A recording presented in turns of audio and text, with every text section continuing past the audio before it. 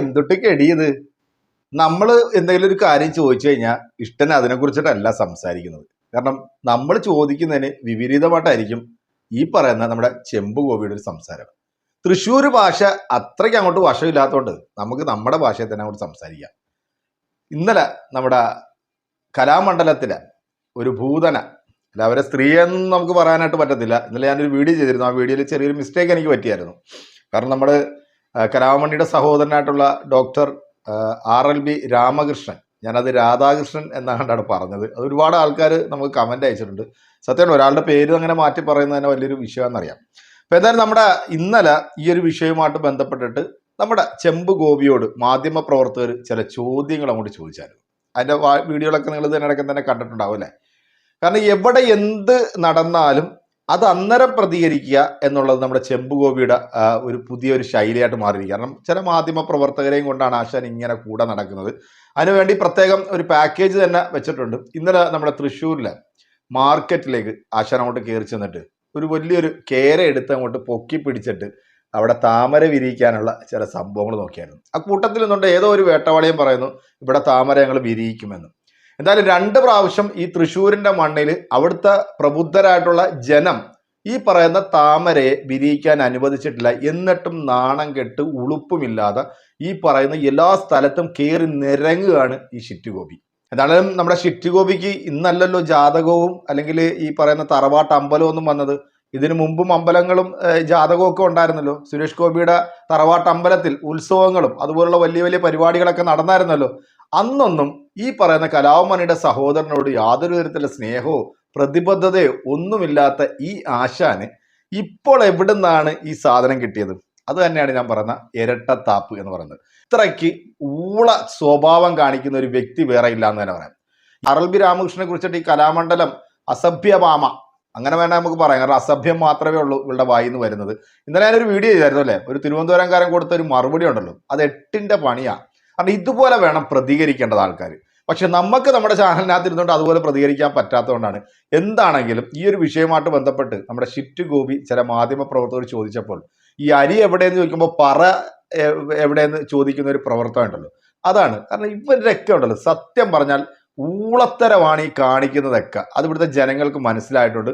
എന്താണ് പറയുന്നതെന്ന് കേട്ടിട്ട് നല്ല കൃത്യമായ രീതിയിൽ തന്നെ നമ്മുടെ ഈ മുത്ത് കൊടുക്കുന്നൊരു മറുപടി ഉണ്ടല്ലോ, അതും കൂടെ നിങ്ങളൊന്ന് കേൾക്കണം കേട്ടോ. കേട്ടതിന് ശേഷം നിങ്ങളുടെ വിലയേറിയ അഭിപ്രായങ്ങൾ കമൻറ്റുകൾ നമ്മുടെ കമൻറ്റ് ബോക്സിലേക്ക്. അപ്പോൾ നമുക്ക് എന്താണ് ഈ തൃശ്ശൂരിലൊക്കെ ഇടുക്കി നമ്മുടെ RLB രാമകൃഷ്ണൻ കൊടുക്കുന്ന മറുപടിയും കൂടെ ഒന്ന് കേട്ടിട്ട് എൻ്റെ പ്രിയപ്പെട്ട പ്രേക്ഷകരെ നിങ്ങൾ പോകാളൂ കേട്ടോ.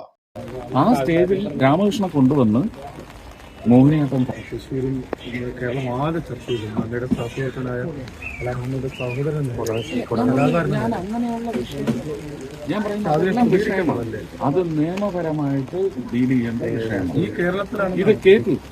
അതുകൊണ്ട് എന്താ സംഭവിച്ചത്? വികസനം അല്ലെങ്കിൽ ഭരണത്തിന്റെ പേരിൽ നടത്തിയ ക്രൗര്യം, ആ ഭരണത്തിന്റെ ക്രൗര്യത്തെ ചോദ്യം ചെയ്യാനുള്ള പ്രതിപക്ഷത്തിന്റെ ഉത്തരവാദിത്വത്തിലെ വീഴ്ച, ഇതെല്ലാം ചർച്ചയിൽ നിന്ന് പോയില്ലേ? അവരൊക്കെ അതാണ് ആഗ്രഹിക്കുന്നത്, ഉദ്ദേശിക്കുന്നത്. ഇതൊക്കെ നിയമപരമായി ഡീൽ ചെയ്യേണ്ട കാര്യമാണ്. ഇത് കൊണ്ടുവന്ന് ഇലക്ഷനിൽ ജനങ്ങളെ ധരിപ്പിക്കേണ്ടതായ കാര്യങ്ങൾ മറച്ചു വെക്കാനുള്ള ശ്രമം ഒരു ഭാഗത്തുണ്ടാവുന്നു എന്നുള്ളത്. അതിന്റെ തൊട്ട് തലേ ദിവസം വരെ എന്നെ ക്രൂശിക്കാൻ ശ്രമിച്ചതിന്റെ ഫലമായിട്ട് ക്രൂശിക്കുന്നതിന് മുമ്പ് തന്നെ ഉയർപ്പുണ്ടായി എന്ന് കണ്ടപ്പോഴത്തേക്കും അതിനെയും മൂടിക്കെട്ടണം, അതിനും ഒരു വിഷയം കൊണ്ടുവരണം. ഇതായിരിക്കാം. ഞാൻ അതിനകത്ത് പറഞ്ഞ ആളിനെ കുറ്റം പറയുകയോ അതിന്റെ ആഘാതം ഏറ്റുവാങ്ങിയ ആളിനെ പ്രകീർത്തിക്കാനല്ല നിൽക്കുന്നത്. 28-ാം തീയതി എൻ്റെ അമ്പലത്തിൽ എൻ്റെ ചെറുപ്പാണ്, എൻ്റെ നക്ഷത്രമാണ് ചോദ്യം. എല്ലാ വർഷവും എൻ്റെ അച്ഛനപ്പൂപ്പന്മാർ തൊട്ട് ഒരു ദിവസം ഞങ്ങളുടെ ചെറുപ്പാണ്. ഇപ്പോൾ ഞാനത് ഏറ്റെടുത്തതിന് ശേഷം എൻ്റെ നക്ഷത്രത്തിലാണത് ചെയ്യുന്നത്. എൻ്റെ കുടുംബം എല്ലാവരും ഒത്തുചേർന്നതെന്നാണ് ചെയ്യുന്നത്. അവിടെ ഇപ്പം പരിപാടികളൊന്നും അങ്ങനെ നടക്കാറില്ല. 41 ദിവസം 1, 2, 3 സ്റ്റേജ് പ്രോഗ്രാംസ് നടത്തിയിരുന്നു. അവിടുത്തെ സിനിമാസ്കോപ്പ് സ്റ്റേജ് ആദ്യമായിട്ട് കേരളത്തിൽ വരുന്നത് അവിടെയാണ്. അതെൻ്റെ അച്ഛനാണ് അത് നിർമ്മിച്ചത്. അതിന്റെ ബേസിക് സ്റ്റേജ് എന്ന് പറയുന്നത് സാധാരണ സ്റ്റേജ് അതെൻ്റെ അപ്പൂപ്പനാണ് നിർമ്മിച്ചത്. ആ സ്റ്റേജിൽ രാമകൃഷ്ണൻ കൊണ്ടുവന്ന് മോഹിനിയാട്ടം കളിപ്പിക്കാൻ പറ്റുമെന്ന് ആണ് ഞാനിപ്പോൾ ശ്രമിക്കുന്നത്. അദ്ദേഹം അന്ന് അവൈലബിൾ ആണെങ്കിൽ, അദ്ദേഹത്തിന് ടീമുണ്ടെങ്കിൽ അവർക്ക് കൊടുക്കേണ്ട ശമ്പളം കൊടുത്തുകൊണ്ട് അത് ചെയ്യിക്കണം. എന്റെ നടപടികൾ അങ്ങനെയാണ്. എന്താണ് നമ്മൾ ഇദ്ദേഹത്തിനോട് ചോദിച്ചത്, എന്തിനുള്ള മറുപടിയാണ് ഇദ്ദേഹം പറഞ്ഞത്? എന്താണെങ്കിലും ഇതിന് ഇനി വളരെ കൃത്യമായ രീതിയിൽ രാമനുடைய സഹോദരനല്ലേ ഒരു മറുപടി കൊടുക്കുന്നുണ്ട്. അതാണ് ക്ലാസ് മറുപടി. ഒന്ന് കേട്ടോ. അവസരം എന്നുള്ള രീതിയിൽ, ഒരു കലാകാരൻ എന്നുള്ള രീതിയിൽ അവസരം എന്തായാലും നമ്മൾ സ്വീകരിക്കണം. കാരണം അവസരത്തിന് വേണ്ടിയാണല്ലോ നമ്മൾ നിലകൊള്ളുന്നത്. പക്ഷേ ചേട്ടൻ പോയതിന് ശേഷം ഒരു 8 വർഷക്കാലമായിട്ട് എന്തായാലും സിനിമാ മേഖലയിൽ നിന്ന് ഇങ്ങനെ ഒരു പ്രതികരണം ഉണ്ടായതിൽ വളരെയധികം സന്തോഷമുണ്ട്. ഒപ്പം എനിക്ക് സുരേഷ് ഗോപി സാറിനോട് പറയാനുള്ളത്, CCRT ഫെലോഷിപ്പ് കിട്ടിയിട്ട് 6 മാസമായി ഇപ്പോൾ അത് സബ്മിറ്റ് ചെയ്തിട്ട്. ഇതുവരെ ആ തുക ഞങ്ങൾക്ക് കിട്ടിയിട്ടില്ല. കേരളത്തിലെ കുറേ കലാകാരന്മാർക്ക് അത് കിട്ടാനുണ്ട്. അപ്പോൾ അത് തരാനുള്ളൊരു നടപടി അദ്ദേഹത്തിൻ്റെ ഭാഗത്ത് നിന്ന് ഉണ്ടാവണം. അതൊരു ശ്രദ്ധക്ഷണിക്കലായിട്ട് ഞാൻ പറയുകയാണ്. ഇപ്പോഴും ജാതിയും വർണ്ണവും അത്തരം അധിക്ഷേപങ്ങളും വിവേചനങ്ങളും എന്തുകൊണ്ടാണ് നമ്മൾ ഇപ്പോഴും തുടരുന്നത് ഇവിടെ? ഇത് എല്ലാവരുടെ ഇടയിലുള്ളൊരു കാര്യമല്ല. കാരണം ചില ആളുകൾ ഇത് ഇങ്ങനെ മനസ്സിൽ കൊണ്ട് നടക്കുന്ന ചില വ്യക്തികൾ, അതിൽ എന്താ പറയുക, അതിന് പല പല ഘടകങ്ങളുണ്ട്. അതിൽ എന്താ പറയുക, നമുക്ക് പ്രത്യേകിച്ചൊന്നും പറയാനില്ല. ഈ കലാരംഗത്ത് ഇത്തരത്തിലുള്ള വ്യവസ്ഥിതികൾ ഇന്നും നിലനിൽക്കുന്നുണ്ട്. പല കുട്ടികളും അതിന് ഇരയാവുന്നുണ്ടെന്നുള്ളതാണ് സത്യം. തീർച്ചയായിട്ടും നമ്മൾ എന്താ പറയുക, മണിച്ചേട്ടൻ എങ്ങനെയാണ് സമൂഹത്തിൽ ജനങ്ങൾക്ക് മാതൃകയാകുന്നത്, അത്രയായില്ലെങ്കിൽ പോലും ഒപ്പത്തിനൊപ്പം നമ്മൾ നിലകൊള്ളും.